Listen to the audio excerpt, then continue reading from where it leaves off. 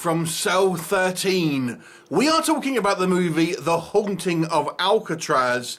This one is directed and written by Steve Lawson, and this one stars Tom Hendryk as Smit. And Smit is a new guard at Alcatraz prison, I believe in the early 40s, I think it is, early 1940s. And he is an educated young man, ultimately becoming a clerk within the Alcatraz to impress his father, who is making him kind of get a job, essentially. Whilst he's there, he is assigned to D Block, which is the solitary confinement area within Alcatraz, and he's warned not to go anywhere near this particular cell block 13, as there was mysteries and kind of stories involving ghosts, particularly from one previous prisoner who committed suicide within there. Anyway, Smith finds strange occurrences going on. It may well be some type of supernatural activity, but maybe more worrying is the corruption that he seems to come across with the guards there. He makes friends with a local kind of nurse and slowly uncovers the truth. What will happen? You have to watch the movie to find out. So let's discuss The Haunting of Alcatraz. First of all, what works? Okay, so low budget British movie, doubling up as Alcatraz is, I believe, a prison in Gloucester. And the cast here, I've got to say, do fairly convincing American accents. Sometimes I've seen a few British movies that try and pass off as American, obviously for the oversales distribution to, obviously within the States, wanting to have like American characters. And a lot of the time that they are quite laughable in their attempts at an American accent. But I've got to say, this one was actually quite good from the vast majority of the staff here. So the vast majority of staff, I think, do a good job with American accents, at least to a Brit. It sounds good to me. Maybe if you're from the States you may disagree, but to me it sounded pretty authentic. And to be fair, the acting is actually all pretty good. I get the impression here that some of the actors here may well have some type of classical training. They actually refer to Hamlet a lot within this kind of movie itself as, say, a kind of a plot point, but the actors do feel like they have had some type of stage training. In actual fact, I would say this movie feels more like a stage play than an actual movie. Certainly because the film really is only has three or four mainly locations in rooms and stuff.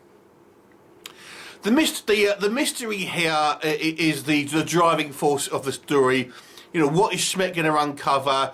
Is there really supernatural stuff going on? And, you know, is there corruption within this kind of this prison system? And that's the driving force of the story, which is, you know, it's fairly interesting, although a very slow-moving story. And Smith is quite an interesting character himself. I quite enjoyed the fact that he has the only female character in the movie is this nurse who really hits on him quite hard. He's fairly oblivious to it, and actually some quite amusing scenes, I've got to say. I also thought that kind of the main guard here, this kind of grizzled guy, was actually kind of a fun character. Okay, so maybe what doesn't work for this movie. As I've mentioned, this is on a very low budget, and the movie really suffers from lack of scale. As I've mentioned, it has very limited locations. We have Smith's office, we have the guards outside in the hall, we have the actual cell block 13 itself, and we have the warden's office, and that's kind of your locations. We get a couple of external kind of shots, but that's really it. The movie really does feel like a play rather than a kind of a movie, and the pacing is very, very slow.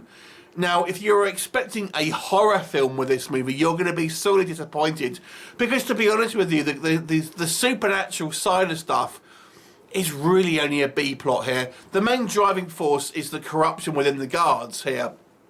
So those of you who are expecting supernatural special effects, it's more just a little bit of wind, and we occasionally see a couple of shots with a character with some contacts in. That's your lot. One thing I feel is going to be most noticeable here in regards to kind of the budgetary restraints is the severely small cast. Considering this was going to take place in Alcatraz in its prime, we see one prisoner and we see 2, 3 guards and 1 nurse. That's it. So there's no hustle and bustle. It looks completely deserted, and you never really feel like this is really, Alcatraz certainly in its prime.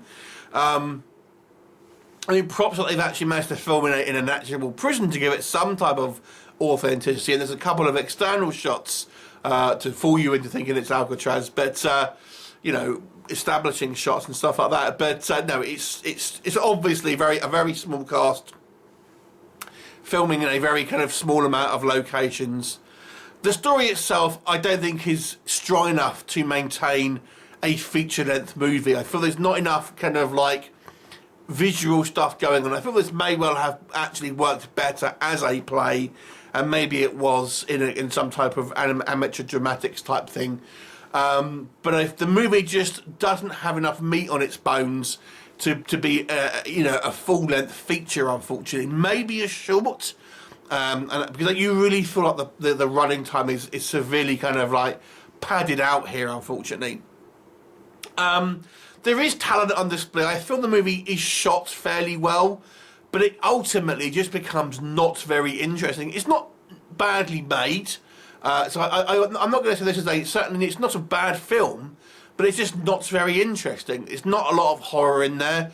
The corruption sort of thing is so basic, but there's so few cast. I mean, it's there's not much who's it going to be, because the cast is less than sort of 6 or 7 people. So there's really not a lot to grip you here. The story is not gripping, and it just feels very bloated. The movie could have done with certainly kind of like more establishing scenes outside the prison. I feel it's literally all shot in, like I've said, these locations. That's it. And it could have played at the supernatural angle a lot more. A lot more could have been done with that. So honestly, on a technical level, I feel this is a proficiently made movie, at least, with good acting and stuff. But it's just not interesting, with very little made of the supernatural side of stuff. So in this instance, I'm going to have to give this movie a 4 out of 10. Technically not a bad film, but just not a particularly interesting film. Have you seen it? What did you think of it? Leave me a comment, and I'll look forward to seeing you next time. Bye for now.